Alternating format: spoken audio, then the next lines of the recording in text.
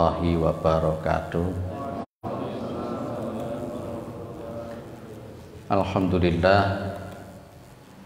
Alhamdulillahilladzi arsala rasulahu bil huda wa dinil haq liyudhhirahu 'ala dini kullih wa kafa billahi syahida. Asyhadu an la ilaha illallah wa asyhadu anna Muhammadan abduhu wa rasuluhu la nabiyya ba'dah. Allahumma shalli 'ala Muhammad wa 'ala alihi wa sahbihi wa man tabi'ahum bi ihsanin ila yaumiddin. Amma ba'du, kita bersyukur kepada Allah Subhanahu wa taala atas segala nikmat yang diberikan oleh Allah kepada kita semua, terutama sampai pada petang hari ini kita masih diberikan kekuatan iman dan Islam, kita masih diberikan kesehatan serta kesempatan sehingga kita masih bisa melaksanakan kewajiban kita salat maghrib berjamaah dan kita lanjutkan dengan mengkaji agama Allah Subhanahu wa taala. Mudah-mudahan kesempatan semacam ini senantiasa diberikan oleh Allah kepada kita semua sampai nanti kita menghadap kepada Allah yang tentunya dalam posisi husnul khatimah. Salawat salam tetap terlimpahkan kepada Rasulullah Muhammad sallallahu alaihi wasallam sebagai khatamin anbiya wal mursalin, penutup para nabi dan rasul, yang tidak ada nabi lagi sesudah Nabi Muhammad sallallahu alaihi wasallam. Baik, kita lanjut, masih berkenaan dengan hal-hal yang diharamkan bagi kerabat-kerabat mayit. Yang kemarin yang sudah kita bahas itu, yang pertama adalah an-niyahah. An-niyahah itu meratapi mayit itu tidak boleh, dan meratapi mayit itu adalah bagian dari jahiliyah, perkara-perkara jahiliyah. Yang kemarin ada 4 hal yang itu termasuk perkara jahiliyah yang tidak pernah hilang di kalangan umat ini. Di antaranya adalah niyahah. Baik, kita lanjut kemudian. Ini hadis-hadis tentang niyahah banyak, dan kemarin sudah kita ambil beberapa. Yang menarik kemudian ada hadisnya Rasulullah Muhammad SAW. Ini yang nomor 6 kemarin. Hadis yang nomor 6. Wa innal mayyita yu'adzabu bimaniha alaihi. Dan sesungguhnya mayit itu akan disiksa. Sampai sini kemarin ya. Wa innal mayyita yu'adzabu bibukai ahlihi alaihi. Atau nanti pakai riwayat yang lain, itu ada pakai innal mayyita yu'adzabu bimaniha alaihi. Kalau di sini memakai al mayyitu yu'adzabu fi qabrihi bimaniha alaihi. Sesungguhnya mayit itu disiksa karena nangisnya keluarganya atas mayit itu. Nangis yang di sini yang dimaksud adalah apa? Niyahah, meratap. Karena nanti akan ada riwayat-riwayat orang-orang jahiliyah dulu itu kalau nangis tidak hanya sekedar nangis, tapi sambil teriak-teriak, sambil memukul-mukul pipi, sambil merobek-robek baju. Kalau di dalam riwayat yang lain pakai al-mayyitu yu'adzabu fi qabrihi. Mayit itu akan diazab di kuburnya bimaniha alaihi, karena dia itu diratapi. Hadisnya sahih ya. Diriwayatkan oleh Imam Al-Bukhari dan Muslim, diriwayatkan juga oleh Imam Ahmad dan seterusnya. Nah, ini juga ada kalimat lagi, man yunah alaihi yu'adzab bimaniha alaihi. Kalau di sini pakai yaumal qiyamah. Nah, banyak hal-hal atau hadis-hadis yang serupa dengan itu. Muncul pertanyaan, apakah hadis itu sahih? Kalau memang sahih, apakah dia tidak bertentangan dengan ayat Al-Quran? Dan kemudian apakah yang dimaksud itu mutlak menangis? Ya, karena pernah Rasulullah pas ketika kematian Ibrahim, dia juga meneteskan air mata juga. Yang jelas yang kita sepakati di sini bil buka itu artinya meratap. Apakah tidak bertentangan dengan surah Al-An'am ayat 146? Ini. Wala taziratu wizra ukhra.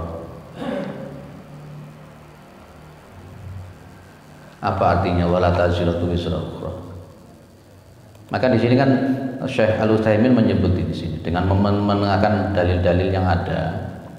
Kira-kira hadis itu ada muskil atau tidak? Thumma inna dhahira hadzal hadis walladzina qablahu muskilun.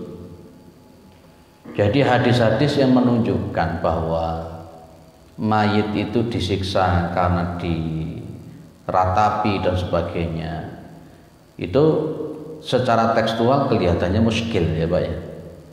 Muskil. Masa sih goro-goro ditangisi ratapi margono mayit itu disiksa di kuburan? Apa maksudnya? Karena konteksnya li'annahu yata'aradu ma'a ba'di usul syariati wa qawaidiha al-muqarrarati fi mithli qawli ta'ala wa la taziratu wizra ukhra. Kan begini Pak, Islam itu meniadakan seseorang menanggung dosa orang lain. Lek sing nyolong iku anake, apakah yang dipenjara itu bapaknya? Aduh. Ketika yang nangis itu si A, kemudian si B, kemudian disiksa. Kira-kira konsep keadilan usul syariatnya Islam itu benar atau tidak? Ayatnya jelas di sini, wala taziratu wizra ukhra. Seseorang tidak akan menanggung dosa orang lain. Seseorang itu wala taziru waziratun wizra ukhra. Seseorang tidak akan menanggung daripada dosa orang lain. Sing nangis A kok yang diazab yang B, itu loh Pak maksudnya.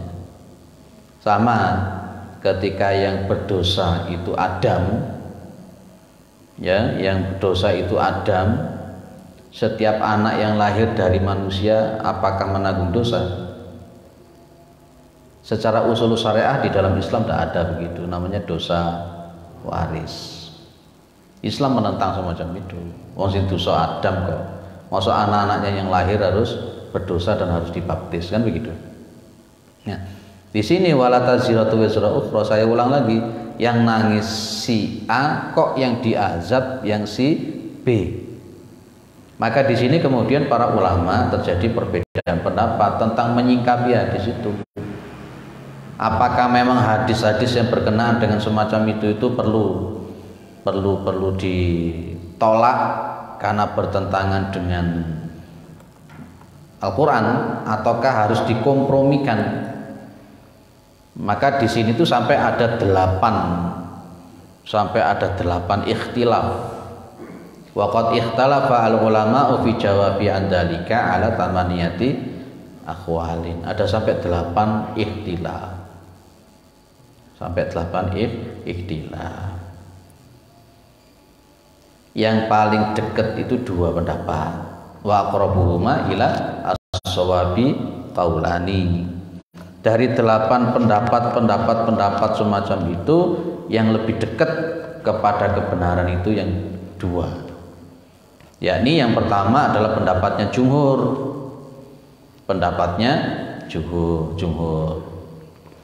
Di pendapatnya jumhur itu apa yang dikatakan oleh jumhur? Wa huwa anal hadisa mahmulun alaman awsa bin nauhi alaihi. Aulam yusi bitarkihi ma'ilmihi bi anan nasa yaf'alunahu adatan. kandungan hadis itu berkenaan dengan ketika orang dia itu memberikan wasiat yusi binau, pas ketika dia mau meninggal dia itu berwasiat untuk supaya nanti diratapi. Umpamane ngomong kate mati, aku engko lek mati tolong yo engko ana sing nangis, ana sing ngene, ana sing ngene. Lah itu namanya yusi binauhi. Atau aulam yusi bitarkihi ma'ilmihi bi ananna sayaf'alunahu adatan, atau dia itu tidak berwasiat untuk meninggalkan yang namanya niyaha padahal dia itu paham ya, dia itu paham sebenarnya secara keilmuan ya, bitarkihi ma'ilmihi bi ananna sayaf'alunahu adatan. Secara adat memang kan ada kebiasaan-kebiasaan untuk meratap, dan dia tahu tentang ilmunya syariat itu bahwa meratap itu tidak boleh, dan dia tidak berwasiat supaya keluarganya itu untuk meninggalkan niyahah tersebut. Kalau semacam ini hadis itu mendapatkan orang yang semacam ini dia tersiksa karena dia telah mewasiatkan kepada yang maksiat dan tidak amar ma'ruf nahi mungkar di dalam hal yang maksiat. Pada dasarnya dia mendapatkan dosanya sendiri. Dapat dosanya sendiri di mana letaknya, Pak?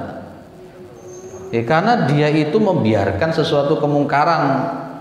Malah atau kalau poinnya yang tadi itu man ausa binau, atau dia malah justru berwasiat supaya dia itu diratapi. Lah itu jadi dosanya dia itu loh. Bukan karena tangisannya orang, tapi perbuatannya dia yang tidak amar ma'ruf nahi mungkar. Padahal wal takum minkum ummatun yad'una ilal khair. Pak, berarti meratap itu kemungkaran, betul. Kalau kita ambil isyarah dari pendapatnya jumhur ini, maka meratap itu kemungkaran. Meratap itu kemungkaran. Kalau di keluarga kita ada meratap, jangan.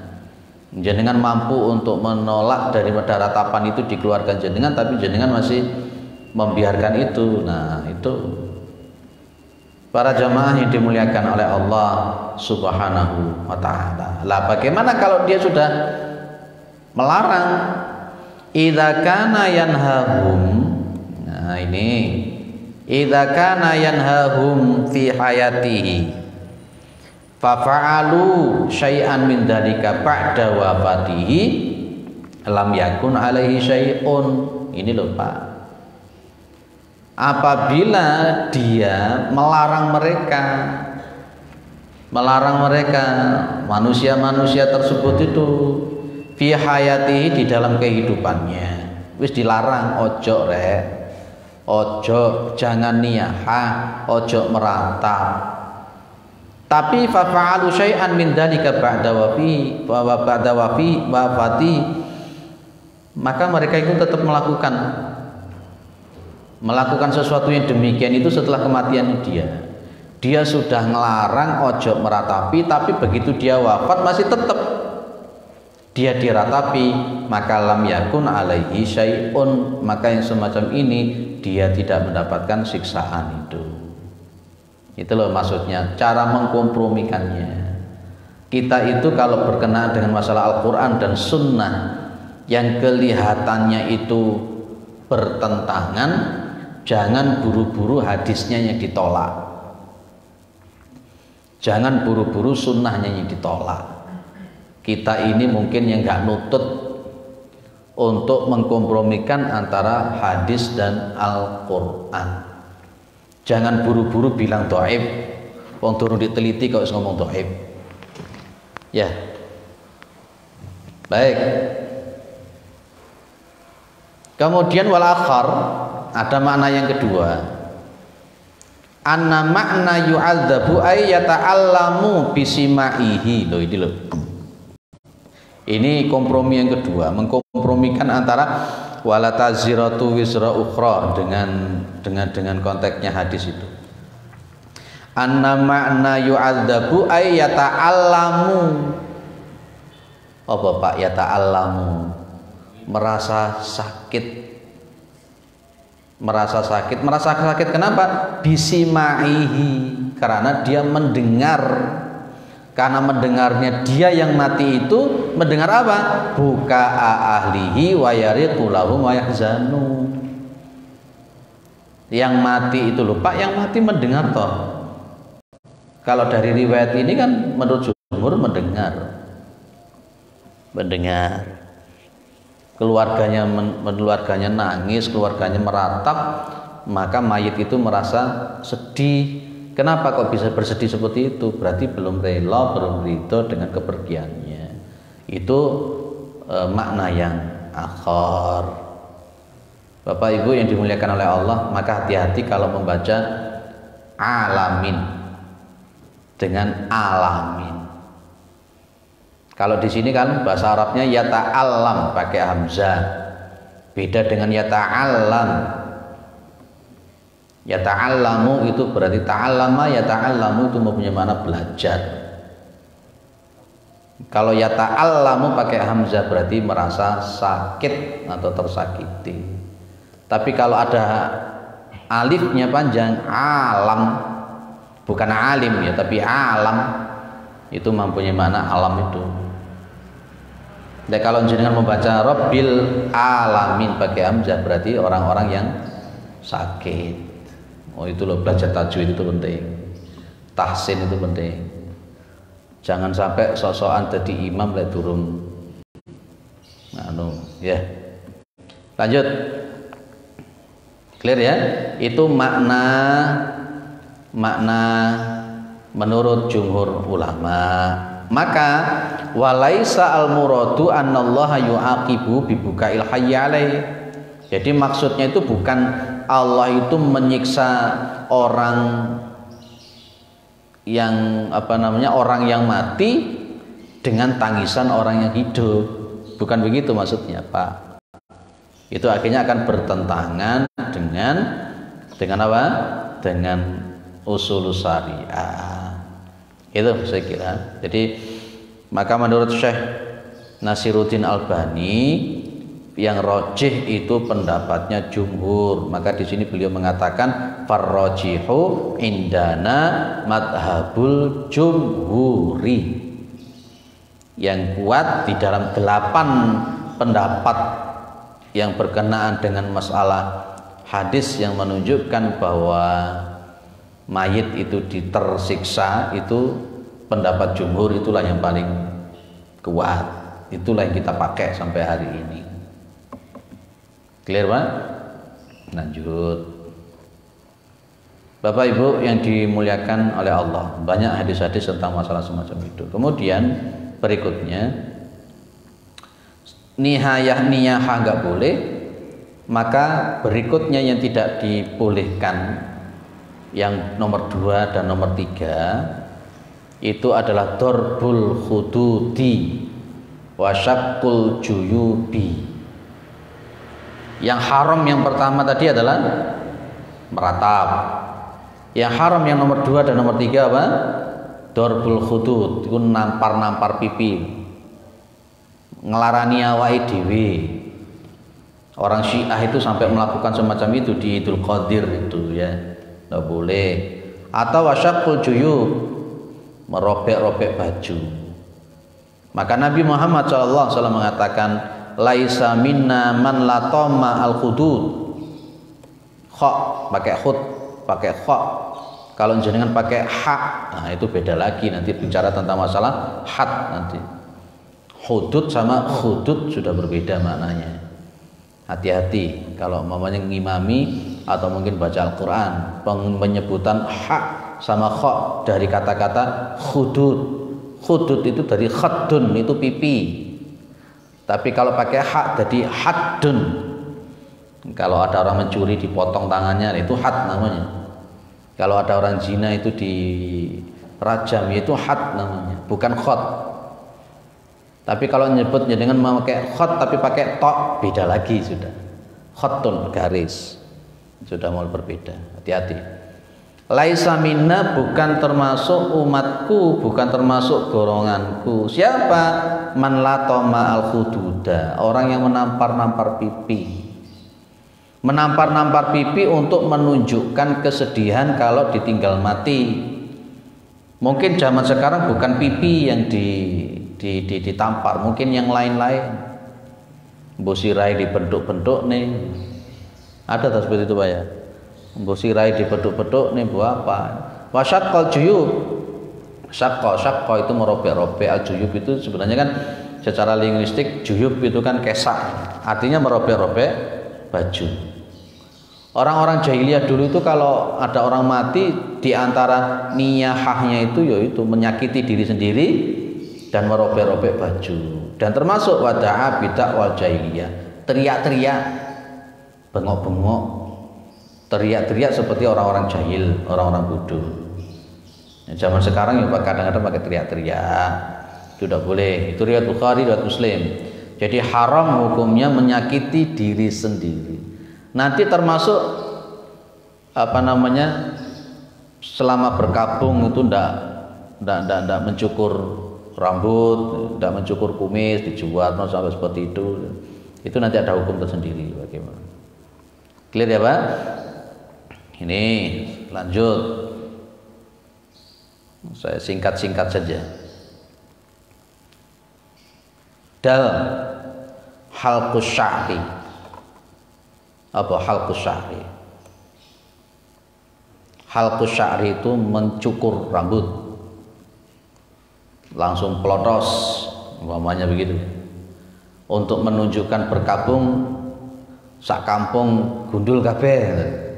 Ini haram hukumnya itu, karena bapaknya meninggal dunia, maka akhirnya untuk menunjukkan kesedihannya dia cukur itu rambutnya sampai habis. Nah itu halqus sya'ri. Bapak Ibu yang dimuliakan oleh Allah, dulu pernah kita bahas ada namanya shaliqah, ada namanya haliqah, dan ada namanya syaqqah. Dulu sudah kita bahas maknanya konteksnya. Jadi diantaranya nanti ada namanya haliqah. Haliqah itu orang yang mencukur rambutnya, haram, tidak boleh. Kalau shaliqah itu apa? Shaliqah itu adalah allati turfa'u sautuha indal faji'ati bil maut. Shaliqah itu artinya teriak-teriak.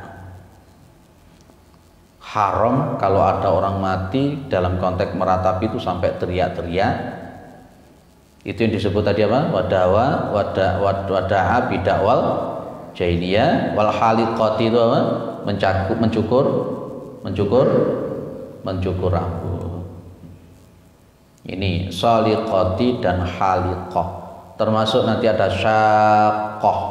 Syaqqah itu merobek-robek baju. Itu haram hukumnya untuk dilakukan.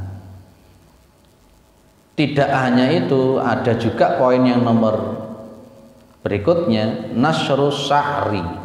Kalau tadi halqus sya'ri, kalau sekarang nasrus sya'ri. Nasrus sya'ri itu Bapak Ibu, kalau tadi halqus sya'ri itu mencukur, kalau yang nomor berikutnya namanya nasrus sya'ri, mengurai rambut.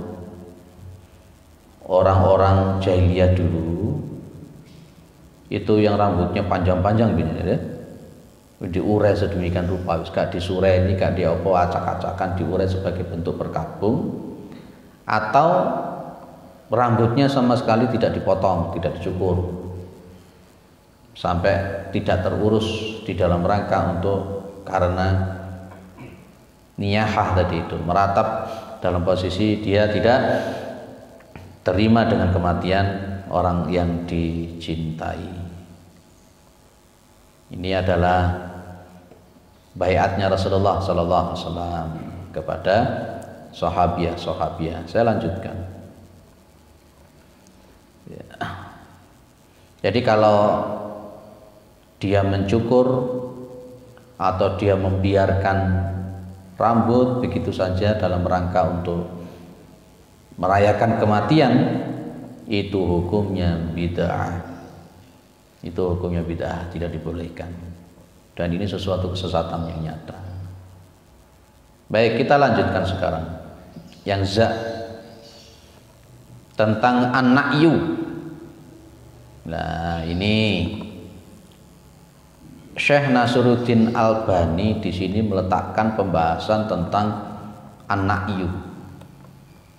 An-na'yu itu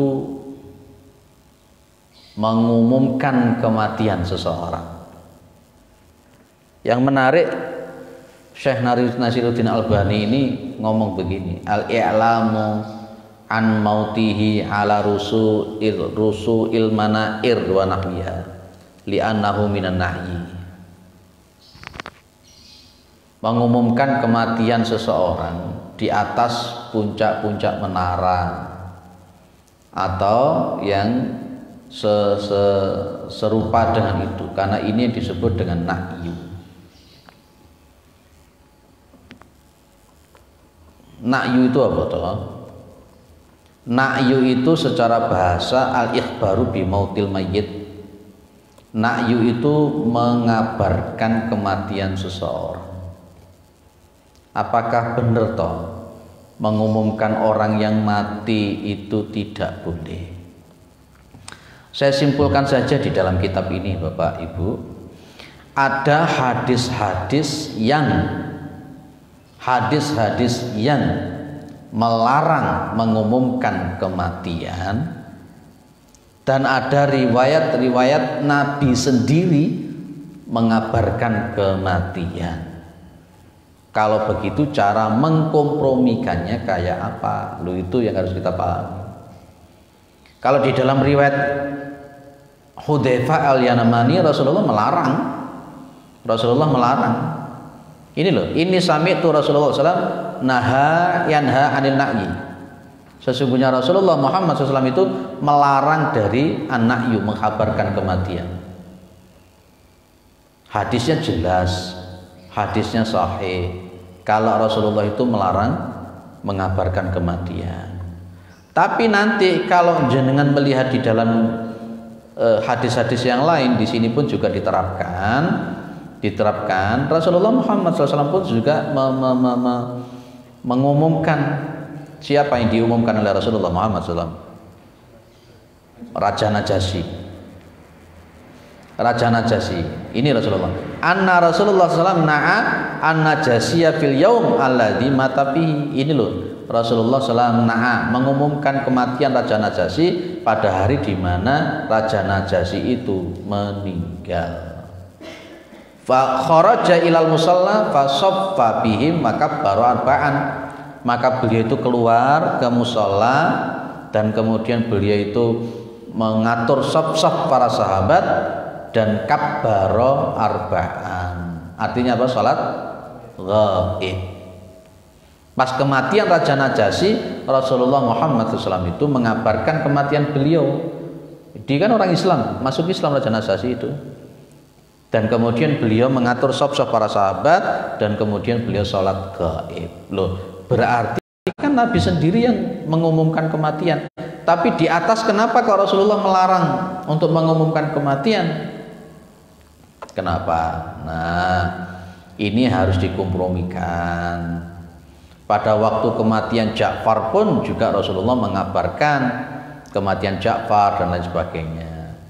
Maka para jamaah yang dimuliakan oleh Allah Subhanahu wa Ta'ala, yang tidak boleh itu adalah an-na'yu, mengabarkan kematian dengan cara-cara jahiliyah. Maka di sini disebut oleh Syekh Nasruddin Albani, wa faidatu hadhi tarjamati al-isyaratu ila an-na'ya laisa mamnu'an kullahu. Faedah daripada terjemah semacam ini adalah isyarat kepada sesungguhnya tidak semua mengabarkan kematian itu dilarang. Ada yang dilarang, ada yang tidak. Kalau pada zamannya orang-orang jahiliyah dulu gimana Pak caranya Pak? Caranya orang-orang jahiliyah dulu itu kalau mengabarkan kematian seperti ini. Fakanu yursiluna man yu'linu bi khabari mautil mayyit ala abwabid dur wal aswaq. Mereka itu mengutus orang untuk mengabarkan, mengiklankan, mengumumkan kematian seseorang ala abwabid dur, di depan pintu-pintu rumah.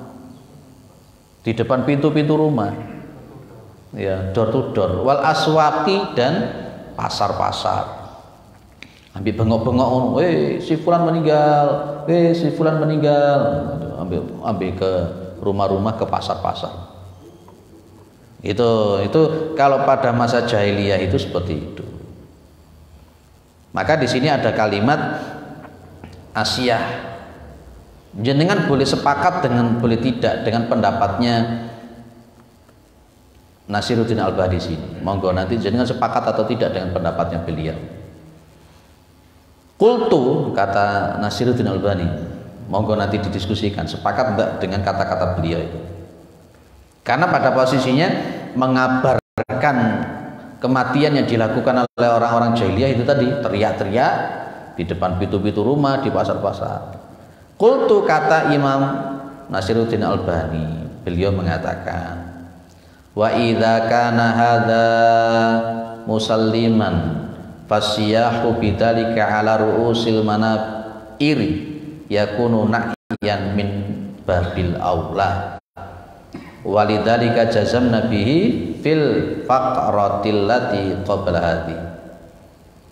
Jadi mohon maaf, Nasiruddin Albani itu menyebut bahwa teriak-teriak sampai di menara itu ya lebih parah daripada jahiliyah.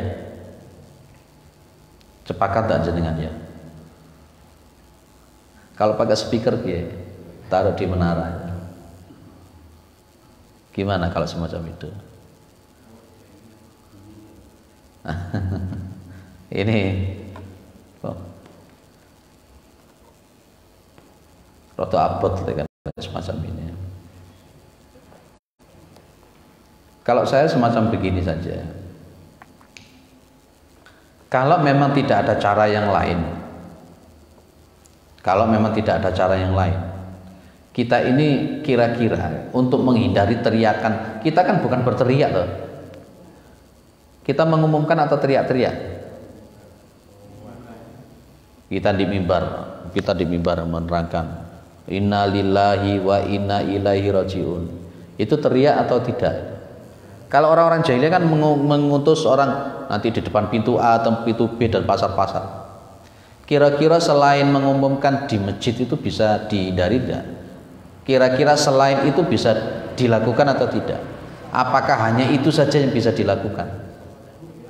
Hah? Lewat WA group atau apa lagi? Sing gak mlebu grup ora roh. Door to door apa bedane karo mau? Nah, para ulama kita itu memang masih memaklumi, bukan karena teriakan-teriakan. Ulama-ulama kita di Indonesia ini masih memaklumi, karena memang yo itu cara yang memang lebih simpel. Dan tidak ada cara yang lain yang lebih simpel daripada itu. Ya, iya pas kabeh buka WA kabeh lek ndak. Dan akhirnya kemudian terlambat untuk mengikuti sholat jenazah, terlambat untuk bertakziah. Matine saiki ndeloke kok jam 1. Dong-dongi wis mari wis dikuburne. Kira-kira Anda ndak kalau untuk yang meninggal cuma di sekitar ini, kemudian selain di masjid itu bisa ndak? Angel ya. Lah itulah akhirnya kemudian kalau memang kita mengikuti siapa? Senaris Nasiruddin Albani yo ora oleh. Tapi apakah kira-kira harus sesaklek itu ketika memang tidak ada cara yang lain? Ya. Maka konteksnya kemudian pakai kaidah al-hajatu tanzilu manjilata darurati. Keperluan hajat itu menempati tempat yang disebut darurat kalau memang tidak ada cara yang lain dalam rangka untuk memudahkan itu. Ketika tidak dikabarkan kemudian kira-kira tidak ada yang tahu dan kemudian tidak ada yang ngurusi jenazah kan juga repot. Saya serahkan kepada takmir gimana caranya teknisnya kalau mengumumkan. Clear ya? Itu namanya nahyu. Jadi tidak semua nahyu, tidak semua mengabarkan kematian itu dilarang. Para jamaah yang dimuliakan oleh Allah Subhanahu wa taala. Baik, kita sekarang masuk bab baru, yakni alamatu husnil khatimah. Tanda-tanda orang yang matinya husnul khatimah. Saya singkat-singkat, tak waco situ gak katam-katam. Sambil saya simpulkan ini begitu. Ada yang didiskusikan dulu, monggo kata azan.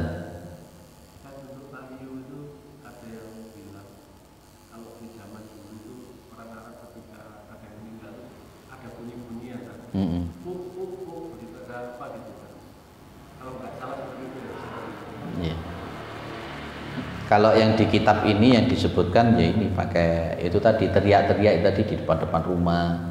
Jadi memang terus di mana? Di pasar-pasar dan ya memang ada yang menyebut seperti itu pakai bunyi-bunyian begitu, pakai bunyi-bunyian. Kalau zaman sekarang nggak pakai bunyi-bunyian, pakai speaker ya. Maksudnya ada suaranya apa gitu kan? Itu jahiliyah. Dalam? Iya. Itu bagian daripada an-na'yu, mengabarkan kematian, dan tentu itu sudah berlebihan. Kalau menurut saya sudah berlebihan itu. Wong dia meninggal dalam posisi cuma di itu kan berarti skala nasional sudah itu. Jadi kalau menurut saya sudah berlebihan itu. Tidak boleh. Yang wajar-wajar sajalah. Jadi tidak sampai pada konteks orang-orang jahiliyah. Karpe orang jahiliyah itu kabeh diberitahu. Lari-lari teriak sana, teriak sini, teriak sana. Karpe ini kabeh diberitahu. Kalau kita itu yang paling pokok tetangga sekitar dan keluarga-keluarga, kerabat-kerabat itu. Loh Pak, katanya kalau yang nyolati semakin banyak semakin bagus. Nggih monggo silakan. Kalau jenengan memahami semacam itu. Oke, ada yang nambahkan? Apa hukumnya yang bendera di jalan terus minta sumbangan itu gimana? Udah, no. Dan kita ngasih hukumnya gimana? Ya ora usah dikasih. Enggak perlu. Ya enggak ada cara-cara semacam itu, enggak usah, Pak. Enggak boleh. Enggak boleh. Ini ada sesuatu kejadian di daerah A sana, tidak sebut nama. Pak RW-nya bilangin saya, di daerah tertentu itu begitu ada orang mati, paling rajin sudah jam 6 ngono wis nata di tengah jalan.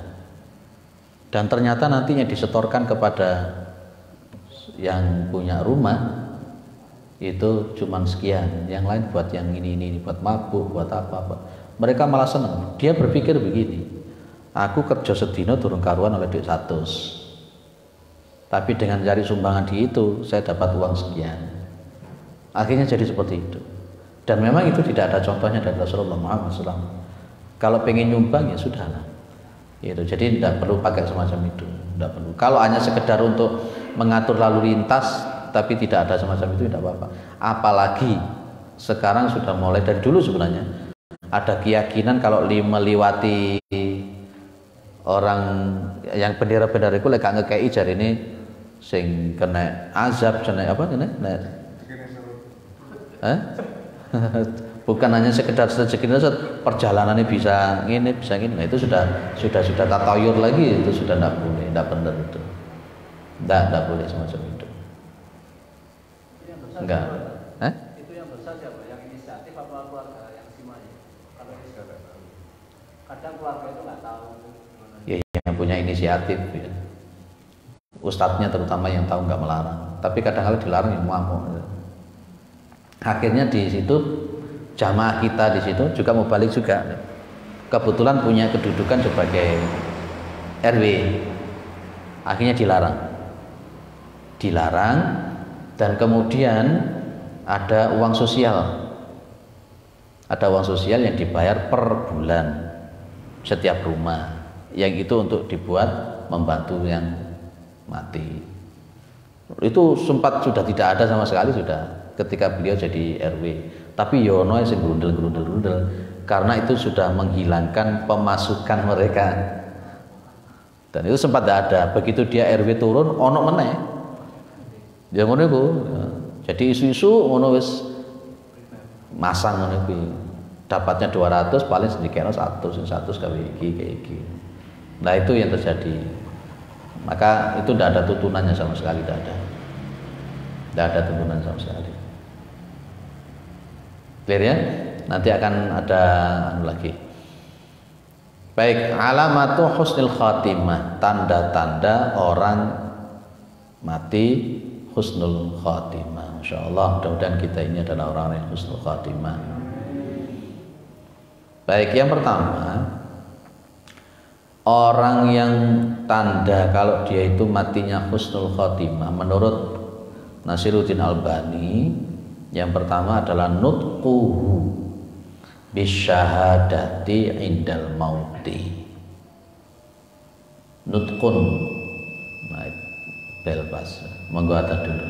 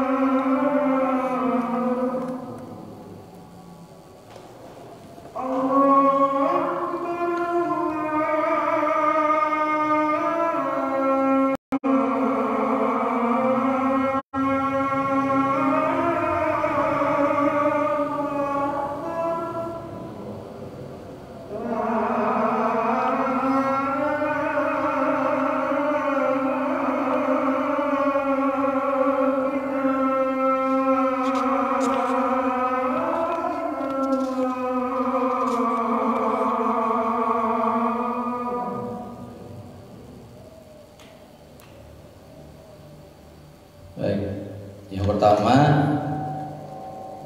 tanda husnul khatimah itu adalah nutquhu bi syahadati indal mauti.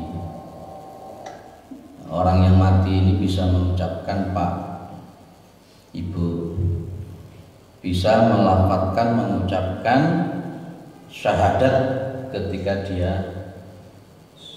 sakaratul maut itu. Hadisnya jelas, man kana akhiru kalamihi la ilaha illallah dakhalal jannah. Barang siapa yang akhir kalamnya itu adalah la ilaha illallah, maka dia itu masuk surga. Ini gak gampang, Pak. Orang yang ketika sakaratul maut dia diajari, ditalqin mengucapkan kalimat la ilaha illallah itu gak gampang. Kalau di dalam riwayat yang lain, ma min nafsin tamutu wa hiya tasyhadu an la ilaha illallah wa anni rasulullah yarji'u dzalika ila qalbin muqinin illa ghafarallahu laha. Barang siapa yang tidaklah seseorang yang dia itu mati, dia itu bersyahadat bahwa tiada Tuhan selain Allah dan sesungguhnya aku ini adalah Rasulullah. Yarji'u dzalika ila qalbin muqinin, yang sedemikian itu kembali kepada hati yang yakin, illa ghafarallahu laha, kecuali Allah akan mengampuni dengannya. Masalahnya, mohon maaf sekali lagi, bisa enggak sih kita itu nantinya mengucapkan la ilaha illallah ketika kita sakaratul maut? Itu masalahnya, enggak gampang, Pak. Dulu sudah kita bahas detail tentang masalah talqin la ilaha illallah itu. Orang yang sholat itu, sholatnya rajin itu ada jaminan enggak dia itu mengucapkan la ilaha illallah ketika sakaratul maut? 14 gak ada jaminan sama sekali. Orang yang hafal Al-Quran ketika dia meninggal dunia sakaratul maut ada jaminan gak bisa mengucapkan la ilaha illallah? Tidak ada jaminan sama sekali. Apalagi kalau di dalam hatinya penuh dengan kesombongan, kecongkakan, akhlak yang buruk. Jangan harap dia akan mampu mengucapkan la ilaha illallah ketika sakaratul maut. Dulu pernah saya ceritakan, seorang kiai yang punya pondok kan, santrinya juga banyak, pondok ngambil tangani. Ketika ditalqin malah miso. Kira-kira jenengan nanti ditalqin miso la ilaha illallah. Dan itulah yang kemudian kalau dibahas di dalam kitab Syarah Arba'in An-Nawawi, itu dasisul qalbi itu yang berperan, Pak. Apa dasisul qalbi itu? Dasisul qalbi itu sesuatu yang ada di dalam hati yang disembunyikan oleh dia. Contoh, orang ini sholat, ya, seharusnya kan wa ma umiru illa liya'budullaha mukhlisina lahu-d-din. Tapi di dalam hatinya itu sebenarnya pas ketika dia sholat itu kepingin dipuji orang, kepingin dilihat orang, kepingin dianggap sholat. Itu namanya dasisul qalbi. Ini yang mempengaruhi orang itu tidak bisa husnul khatimah. Jadi dengan buka lagi syarah Arba'in An-Nawawi. Ya, saya mungkin suudzon juga Pak Yai yang tadi punya pondok, yang punya santri banyak, ketika ditalqin miso itu suasana hatinya itu. Kan makanya Rasulullah mengatakan, innallaha la yanduru ila suwarikum wa amwalikum. Sesungguhnya Allah itu tidak melihat kepada bentuk rupa dan harta kalian, tapi walakin yanduru ila qulubikum wa amalikum. Tetapi Allah itu melihat kepada hati kalian dan melihat kepada amal kalian. Sehingga berhati-hatilah, dasisul qalbi, suasana hati dengan tauhid, dengan akhlak mahmudah, akhlak mahmudumah, ini yang perlu kita perhatikan, hati yang posisinya penting. Nanti kita bahas lagi insyaallah di pertemuan yang akan datang di bulan Februari, 2 kali pertemuan lagi ya. Bulan Maret itu sudah puasa insyaallah tanggal 22 insyaallah. 23 atau 23. insyaallah. Subhanakallahumma wa bihamdika. Assalamualaikum warahmatullahi wabarakatuh.